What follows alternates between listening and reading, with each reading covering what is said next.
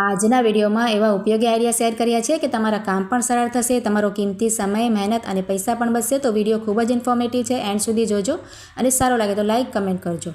જે બોક્સ હોય છે ને, આપણે ઘરમાં ઘણી બધી વસ્તુમાં આવતા હોય, આપણે બાળકોની કોઈ ચોકલેટ, બિસ્કિટ વગેરે લીધા હોય કે બીજી બધી વસ્તુમાં પણ આવતા હોય છે, તો તેનો આપણે ખૂબ જ સરસ ઉપયોગ તમને બતાવું છું. આપણે શાકભાજી કે કરિયાણું વગેરે લઈએ છીએ ને, તો આ રીતની કોથળીઓ આપણે ઘણી બધી આવે તો આપણે તેને સાચવીને રાખતા હોઈએ બીજી વખત ઉપયોગમાં લેવા માટે. તો આપણે જુઓ, ઘણી બધી કોથળીઓ છે ને આ બોક્સમાં આવી જાય. ખોખામાં જુઓ, તમારે જેટલી પણ કોથળીઓ ભરવી હોય ને એ રીતે આપણે આખો ભરી લેવાય. જુઓ, તો આ રીતે ભરી અને આપણે તેને સરસ ઢાંકી દેવાનું. ત્યાર પછી આપણે છે ને એક છરી લઈ લેવાની છે અહીંયા, અને ઉપરનો જે તેનો ભાગ છે ને તેમાં ઉપર આપણે આ રીતે છરીથી એક કટ લગાવી લેવાનું. હવે આપણે ક્યાંય પણ આ બોક્સને મૂકી દઈએ તો આ રીતે જુઓ, એમાંથી કોથળીઓ આપણે કાઢવા થાય.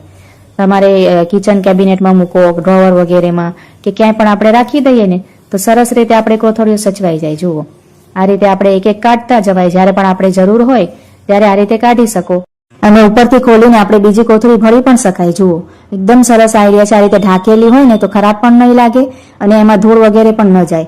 તો આઈડિયા સારો લાગ્યો હોય તો એક લાઈક જરૂરથી કરજો. અહીંયા નાઇટ ડ્રેસને ફોલ્ડ કરવાની એકદમ સરસ આઈડિયા આપણે જોઈશું. તો તેના માટે છે ને આ રીતે આપણે અહીંયા મેં લેડીઝ નાઇટ ડ્રેસ લીધું છે, તમે જેન્ટ્સનું પણ લઈ શકો. આ જ રીતે એ પણ આપણે ફોલ્ડ કરી શકાય. તો પહેલાં છે ને ટી શર્ટ હોય ને તેને આ રીતે પાથરી દેવાની અને સરસ કરચરી ના રહે એ રીતે આપણે સરસ કરી લેવાની. ત્યાર પછી જે પાછળનો ભાગ છે ને તેની ઉપર આપણે પાયજામાને આ રીતે રાખવાનું. જુઓ, જેમ તમે વિડીયોમાં જોઈ શકો છો ને એ રીતે ઉપરનો ભાગ થોડોક મૂકી અને વચ્ચોવચ્ચ રાખવાનું. આ રીતે જુઓ, લંબાઈમાં આ રીતે રાખી અડધું ફોલ્ડ કરીને અને ત્યાર પછી આ રીતે ઘડી કરવાની. આ રીતે સેટ થઈ જાય ને પછી આપણે આ બાજુથી એક વખત કરવાનું અને આ ગળાનો ભાગ છે ને તેને આ રીતે અંદર પરોવવાનું. જુઓ, પોકેટ જેવું તૈયાર થશે ને તેમાં તો આપણે આ રીતે નાઇટ ડ્રેસને તમે ફોલ્ડ કરશો ને તો ખૂબ જ સરસ ઘડી થશે અને એકદમ ઓછી જગ્યામાં આવશે અને ખુલશે પણ નહીં. જુઓ, એકદમ લોક જેવું થઈ ગયું છે અને એક જ ફોલ્ડમાં આપણે બંને વસ્તુ સરસ રીતે સચવાઈ ગઈ છે. જુઓ, અહીંયાથી આપણને પાયજામો પણ દેખાય. ત્યાર પછી જો આ રીતના આપણે ઘણી બધી જાતના જે પેકેટ હોય ને તેને આપણે ખોલીએ, પણ આપણે બરણીમાં ના ભરતા હોય, એમને એમ સોજી વગેરે હોય કે મેદો હોય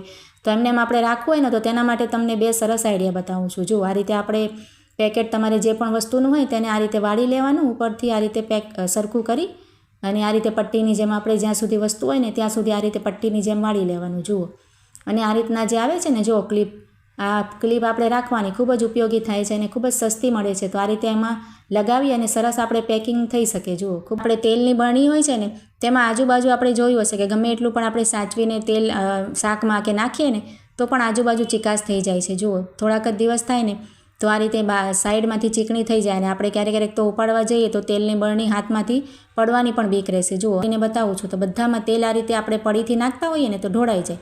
તો તેના માટે આપણે આ રીતે લોટ જરાક અમથું લઈ લેવાનું. જુઓ, અને આ રીતે છે ને તેની જે કોર છે ને જ્યાં આપણે તેલ લાગે છે ત્યાં આપણે તમે આમ કરશો ને લોટથી, જો આ રીતે આપણે ઘસી લેવાનું જરાક અમથું, તો બધી ચિકાસ તેની લોટમાં જતી રહેશે. અને ત્યાર પછી આપણે આ રીતે એક ન્યૂઝપેપરનો કટકો લઈ લેવાય અને આપણે સરસ તેનાથી લૂછી નખાય. એમને એમ આપણે ન્યૂઝપેપરથી લૂછીએ છીએ ને તો તેલ નથી જાતું. જુઓ, ચિકાસ તો રહે જ છે, પણ આ રીતે આપણે જરાક અમથું લોટ લગાવીને ત્યાર પછી ન્યૂઝપેપરથી સાફ કરશો ને તમે તો તેમાં જરાય ચિકાસ નહીં રહે. જુઓ, અને બરણીમાં ચમક પણ આવી ગઈ છે. જુઓ, તમે જોઈ શકો છો બરણીમાં જેટલો પણ તેલ હતો ને એ બધું લોટમાં આપણે શોષાઈ ગયું છે. તો આઈડિયા ખૂબ જ સરસ છે. અને તેમાં જ હું તમને બીજો પણ આઈડિયા બતાવું છું. જો તમારે આ રીતે લોટ લગાવીને સાફ ન કરવું હોય ને તો તેના માટે આપણે શું કરી શકાય કે આ રીતે આપણી પાસે કોઈ જૂનું મોજું હોય ને તેને પહેલાં સરસ આપણે પાણીથી ધોઈ લેવાય, સ્વચ્છ કરી લેવાય અને ત્યાર પછી આપણે બરણીમાં તેલ ભરતા પહેલાં જ જુઓ આ રીતે આપણે મોજાને બરણીની અંદર ઉપર આ રીતે પહેરાવી દેવાનું. તો એનાથી પણ તમારે સરસ રહેશે. જુઓ, ઉપરના ભાગે જ્યાંથી આપણે તેલ ચિકાસ થાય છે ને ત્યાં સુધી આપણે લઈ લઈશું. મોજું હોય એટલે આ રીતે ઉપર આવી જશે. તો આ પણ ખૂબ જ સરસ આઈડિયા છે. અને આ રીતે ઢાંકણ ઉપર રાખવાનું તો આપણે નીચે આપણે જમીન પણ ખરાબ ન થાય. આપણે જ્યારે પણ બહાર જઈએ કોઈ કામ માટે કે પછી આમ આપણે 2-3 કલાક માટે જઈએ ને તો આ રીતે થેલીમાં પાણી લઈ જઈએ છીએ જો પીવા માટે.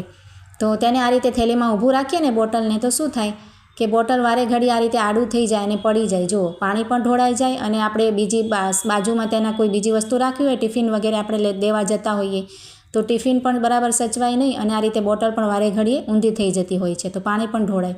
તો તેના માટે તમને એક સરસ આઈડિયા બતાવું છું. આ રીતે આપણે રબડ હોય છે ને માથામાં નાખવાનું નરમ, તે આપણે લઈ લેવાનું અને એક સેફ્ટી પિન લઈ લઈશું. જુઓ, તો પહેલાં સેફ્ટી પિનને રબડની અંદર સરસ આપણે આ રીતે પરોવી અને ત્યાર પછી જે રબડ છે ને તેને આપણે આ રીતે બોટલના ઉપરના ભાગે આ રીતે નાખી દેવાનું. જુઓ, લગાવી દેવાનું. આ રીતે બોટલમાં પરોવી દઈશું અને સેફ્ટી પિનને આપણે થેલીની અંદર આપણે અંદર નાખી અને તેમાં પરોવી દઈશું.